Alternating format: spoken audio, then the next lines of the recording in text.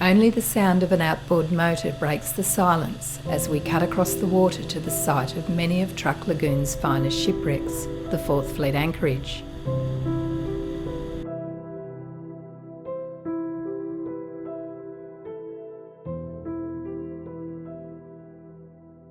A different sound resonated across the lagoon those 2 days in February 1944. Our dive today is the once magnificent Nagano Maru. Found by the Cousteau Society in 1969, she was largely forgotten and rarely dived until more recent times. We first dived the Nagano in 2011, and we were so impressed by her beauty. But as with all shipwrecks, time takes its toll, and in 2015, her bridge collapsed, followed 2 years later by the Centre Island deckhouse.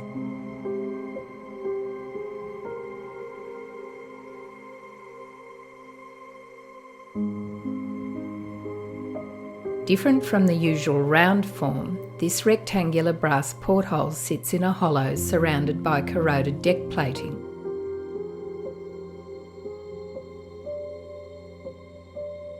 It was once fixed to a bulkhead at the entrance to the starboard companionway. Swept clean by current and decorated in 1,000 colours, the now collapsed alleyway was unsurpassed by any other in Truk.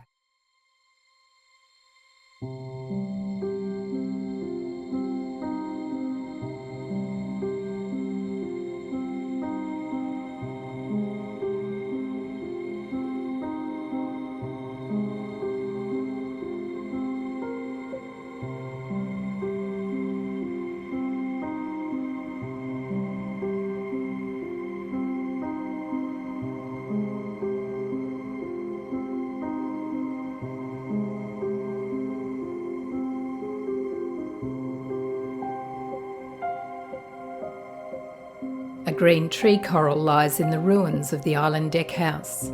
Attached to the top of a lifeboat davit, it once stood high above the wreck. At 2 metres wide, nature had taken over the structure and housed its own colony of marine life.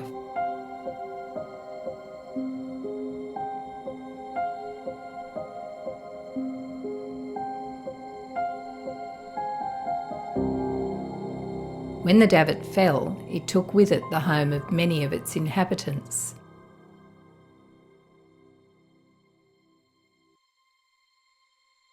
This 2014 footage shows the area as it was then, in all its stunning beauty.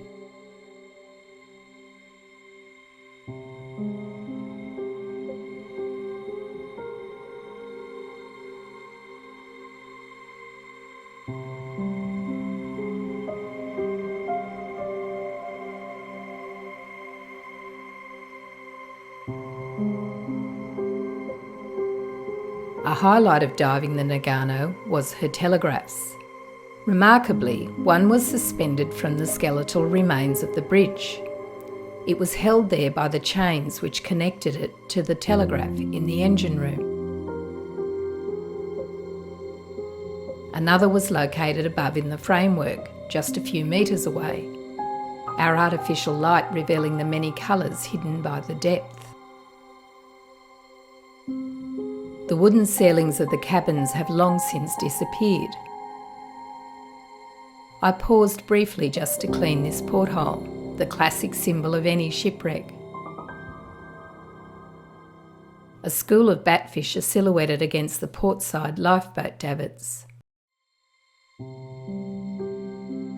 A leisurely swim along the portside prom deck. While the starboard side companionway was clear, the port side was covered in sand and debris.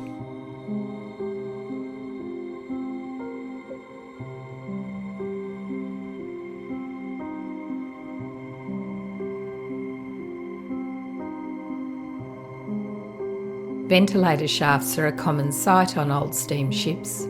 Their direction could be altered to suit the prevailing sea conditions.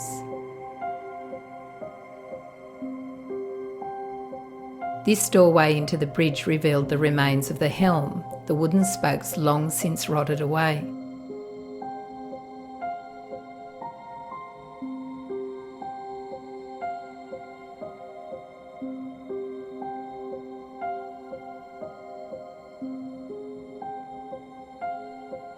Dropping into the forward hold of the Nagano reveals one of the ship's interesting features: a truck. It sits adjacent to a small track vehicle, its windscreen and windows intact. Generally, as a ship sinks, the sudden change in pressure causes the glass to implode. Note the shell hole that has apparently gone through the side of the ship, exiting through the bonnet.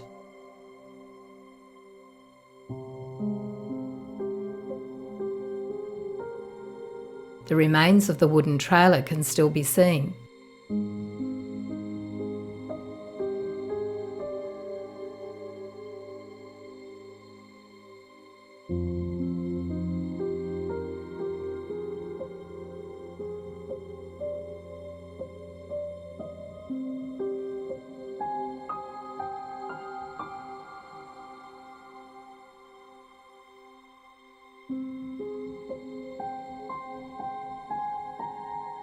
Up against the bulkhead and lying on their sides are the remains of two other vehicles, their cabins crushed.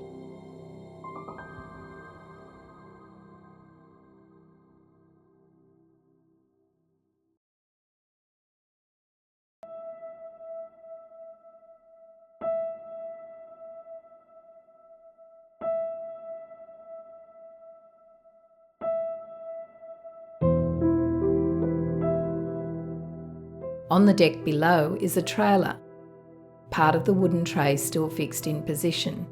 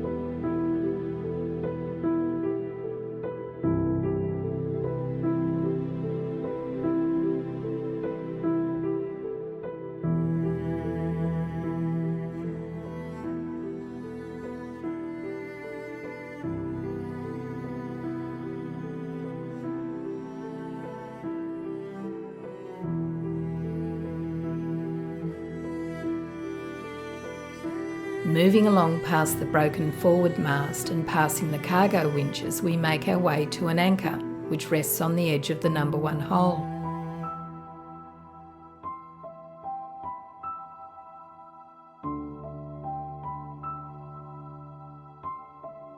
The anchor would have been secured to the bulkhead, but it has fallen away.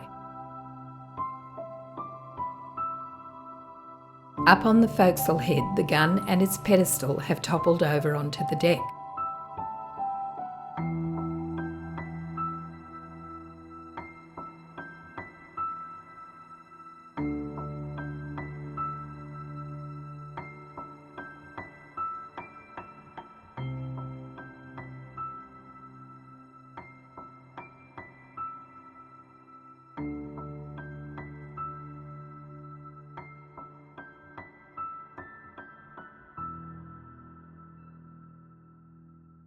Nagano's launch at Nagasaki in 1917 at the height of the First World War. She was destined to be a victim of an even greater conflict a quarter of a century later. A view from out on the sand shows the gap between the seabed and the bow of the ship. Both anchors are out, their chains still visible in the sand. Recently, the port chain parted halfway up from the seabed.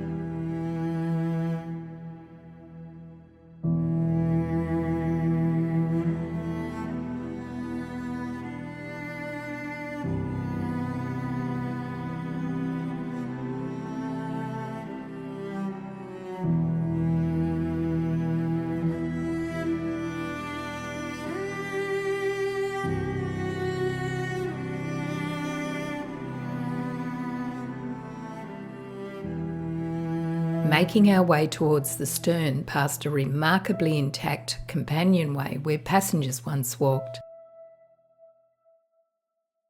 Sadly, this stunning area of the ship now lies flat on the deck.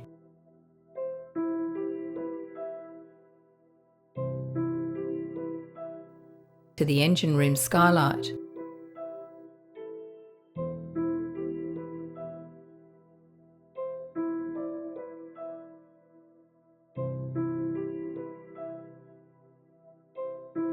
Nagano was powered by a triple expansion steam engine housed in quite a compact room compared to other ships.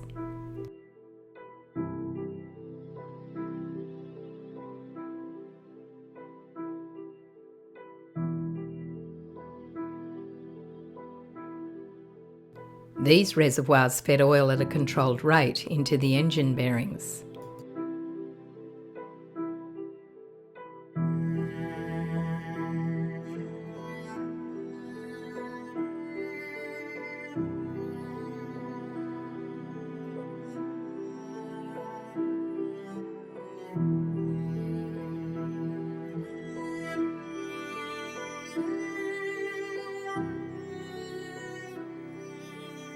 The opportunity to see artefacts like these lanterns, lying in situ where they belong, is one of the many reasons Truk Lagoon attracts divers from all over the world.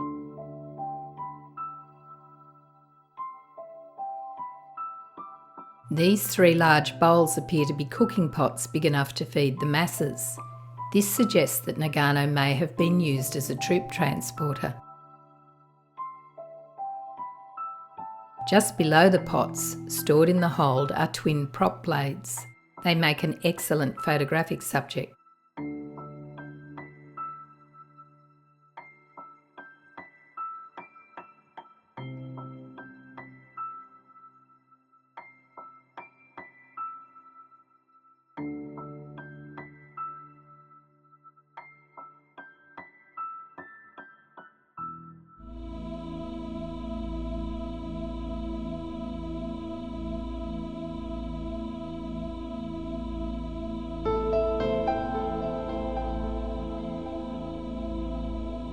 Hatch coamings on the rear hold. The broken rear mast in the background is perched on the gunwale. The other end leads directly to the seabed.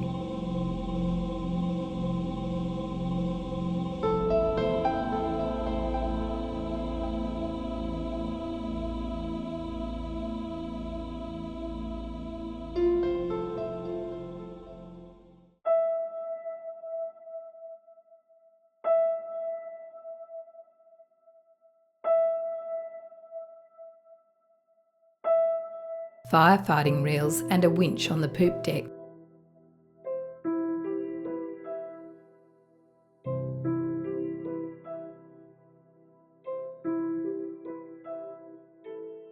In their haste to arm the Nagano against attack, only an ordinary cannon was fitted to the stern deck instead of a pedestal-mounted gun.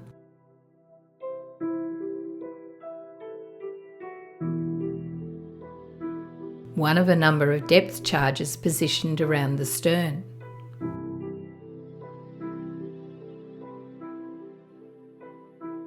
Nearby, the encrusted hub and a small part of the brass inners of the wooden wheel are all that remain of the ship's emergency steering.